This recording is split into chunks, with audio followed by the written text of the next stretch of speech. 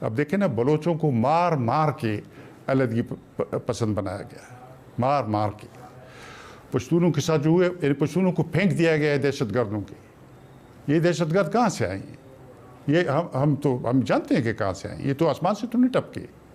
یہ نہ پشتونوں کی کس کے ساتھ جنگ ہے؟ لیکن پاکستانی اسٹیٹ کے ساتھ جو لڑائی لڑی ہے پشتون لڑ رہے ہیں. یہ ایک بڑے بین الاقوامی کھیل کا حصہ ہے. اس کھیل کے مطابق وہ اس علاقے کو ڈیسٹیبلائز کرنا چاہتے ہیں. اب پھر کرنا چاہتے ہیں. جی طالبان کا پروجیکٹ ہے، طالبان تو پروجیکٹ ہے، ویسٹ کا پروجیکٹ ہے، اور ہمارے لوگ اس میں لوکل کنٹریکٹرز تھے.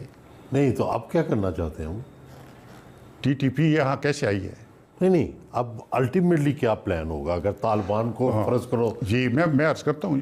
میرا خیال یہ ہے کہ یہ جو عالمی غلبے کی جنگ ہے، اس کے لیے ایک مشہور برطانوی ایکسپرٹ تھا 20ویں صدی میں، میکنڈر اس کا نام تھا. 1904 میں اس نے ایک پیپر لکھا تھا. اس نے لکھا تھا کہ جو ایسٹ یورپ اور ایشیا کے کچھ علاقوں پہ اس کو کہتے ہیں Eurasian heartland. Eurasian heartland, Eurasia کا قلب. یہ شروع ہوتا ہے منگولیا سے.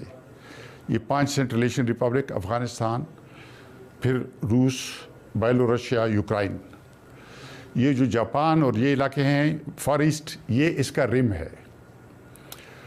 اس پہ کس کا قبضہ ہوگا تو وہ دنیا پہ اس کا غلبہ ہوگا.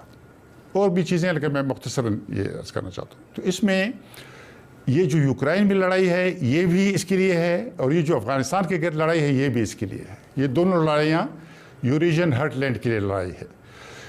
یوریشیا میں سب سے اب امپورٹنٹ چیز سینٹرل ایشیا ہے. سینٹرل ایشیا میں 3 طاقتوں کے درمیان مقابلہ ہے، تاریخی مقابلہ ہے. ان میں لڑائی نہیں ہے، مقابلہ ہے. ایک روس ہے جو 19ویں صدی میں سینٹرل ایشیا میں آیا اور اس نے روسیفائی کیا سینٹرل ایشیا کو. اگرچہ سوویت یونین ٹوٹ گیا ہے لیکن روسی ہلکا اثر موجود ہے. دوسرا کھلاڑی چین ہے. سنکیانگ خود سینٹرل ایشیا ہے. ایگور ترک ہیں اور سینٹرل ایشیا موسٹلی ترک ہے. تاجکوں کو چھوڑ کے باقی سارے ترک ہیں.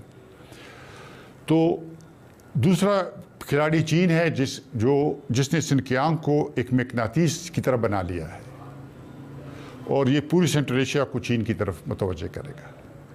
اور اس کے علاوہ چین نے سرمایہ کاری کی ہے، ٹریڈ میں پارٹنرشپ، بڑی پارٹنرشپ ہے سینٹرل ایشیا کے ساتھ اس کی. یہ دوسرا کھلاڑی.